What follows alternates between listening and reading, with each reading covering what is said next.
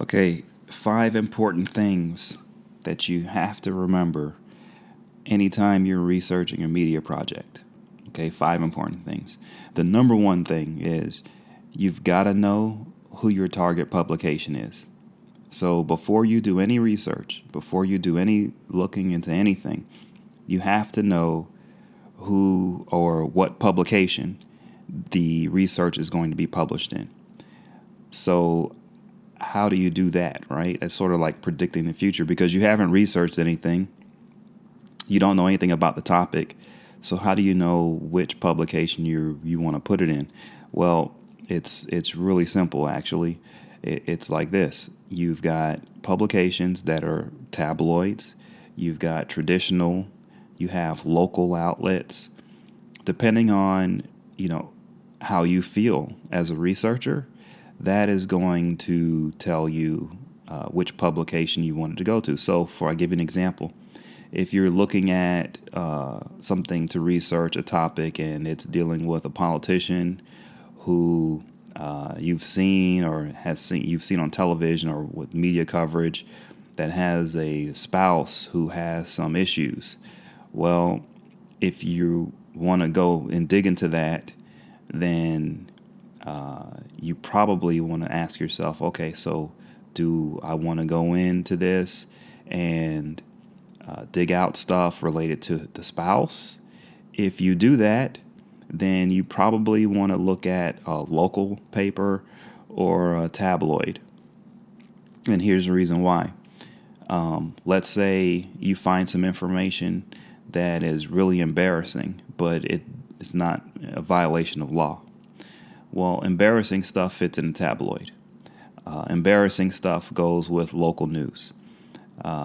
Embarrassing stuff isn't necessarily going to fly in the Wall Street Journal or even at the New York Times. They're going to want to know, well, how does this embarrassing stuff in his or her private life, how does that translate into the job they're doing as an elected official? Are they violating a law? Is there a conflict of interest? Are there ethics issues? These are the questions that the Wall Street Journal are going to ask, the New York Times are going to ask. A tabloid isn't going to ask that because they don't have to go into those details. Now, it would be good if they could have those details, but they don't need those. So that's what I mean by know who your target publication is. When you're digging in, for example, you'll see if you're digging into an individual, you'll see, oh, here's some information. They got divorced 2 years ago. Well, if your target publication is the Wall Street Journal, then you could look at the divorce documents, but if there's stuff in there related to that's gossipy or it's embarrassing, well, just ignore that stuff. Don't even research that. Leave that alone. If there's stuff in there about things that could show possibly that the elected official maybe violated a law, okay, dig into that, right? Dig into that because that's something that if you get it, will be used in the Wall Street Journal, the New York Times, or one of those publications. So this is essentially the best way to organize how you are going to research. Otherwise, what happens is you start researching and you're all over the place. I describe it as like rabbit holes. You're going down this rabbit hole or that rabbit hole, and you're finding interesting stuff, but none of it is creating critical mass. None of it's getting you to where you need to be for the project so that it can be published. So this is probably the best way. Number one is know who your target publication is before you go into researching. Okay. Number two, leave your opinion at the door. Okay. What does that mean? Everybody is supposed to have an opinion. I think it's been, it was popularized over a decade ago where some liberal journalists were saying, hey, what's this about journalism without bias? Like everyone has a bias, so just accept it. Bias is there, just accept it. Well, maybe you can do that in these newspapers or if a magazine or some publications, television. But on the research side, you can't have bias. You really can't. So how do you eliminate bias? Well, the best way to eliminate bias is to eliminate your opinion. You have to realize that your opinion, though it may be important to you, compared to reality, is crap. Okay? Your opinion's crap. And my opinion's crap. My opinion means nothing when I'm researching a project. It should never mean anything. I almost have disdain for my opinions when I'm researching. I think you have to have that, because if you don't, what ends up happening is you end up carrying your bias into the research. And what that does is it totally blinds you. It leads you down empty alleys. It makes you see things that are not there. Like you will see things that you swear are there, and they're not there. But you're seeing it because you're biased. You're biased and you're blinded, and you're on a mission to try to prove that you're right. Well, that's not what this is about. This isn't about proving yourself right. This isn't about looking smart or appearing to be the smartest person out there or having all the answers. No, no, no, no, no. This is way simpler. What this is basic research. Okay, you're researching. As an individual, as a researcher, you are not important. We're not important. What's important is what we dig up. Okay? That's what's important. And it's impossible to dig up useful material if you think you matter.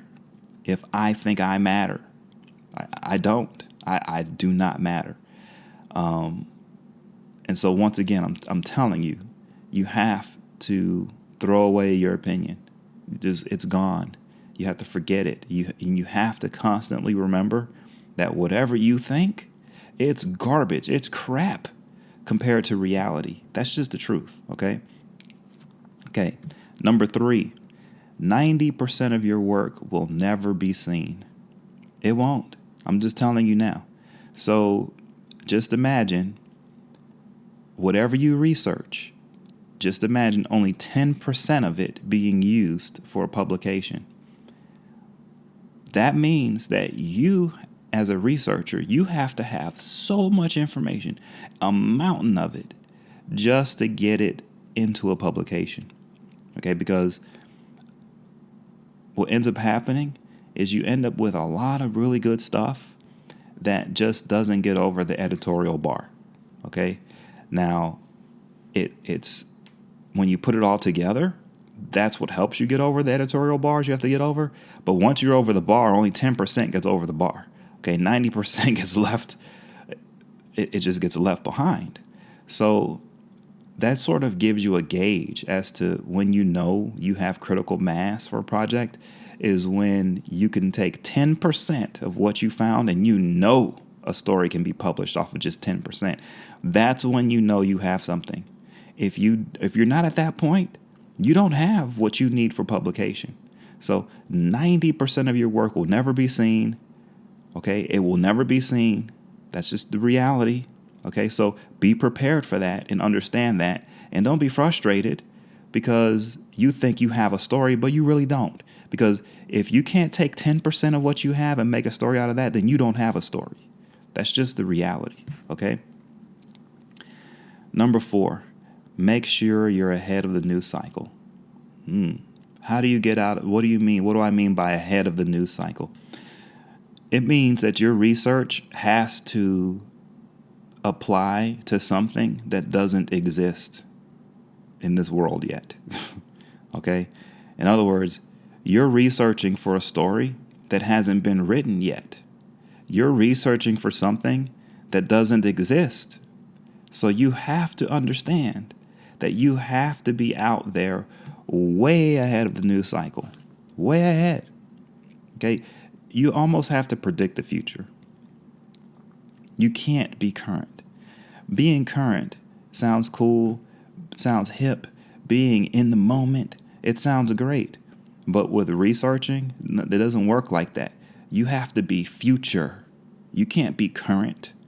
You can't be now. You have to be future. Everything has to be the future. Okay, so how do you predict the future? It's hard to do, very hard to do, but there are things that you can do. I'll give you an example. We all know that in the future there will be political corruption. It's guaranteed, right?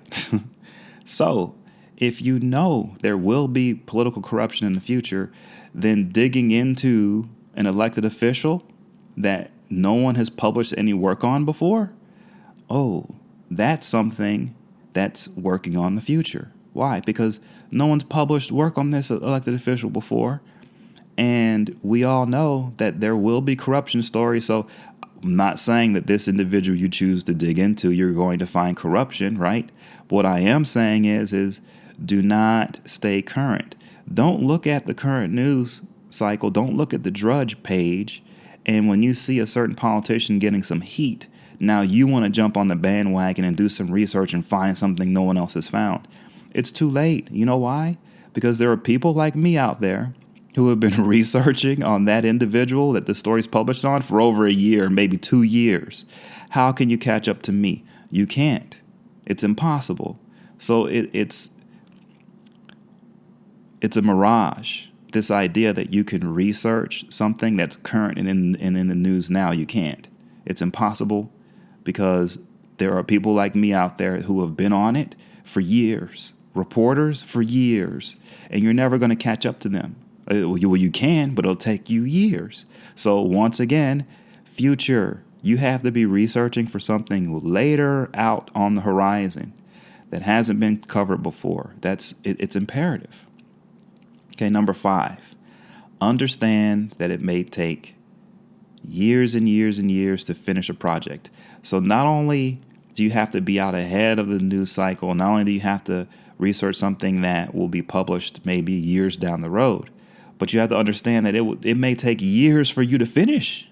So if it may take years to finish a project, maybe 4 years, because look, I've had projects where it's taken 4 years for me to complete it, okay?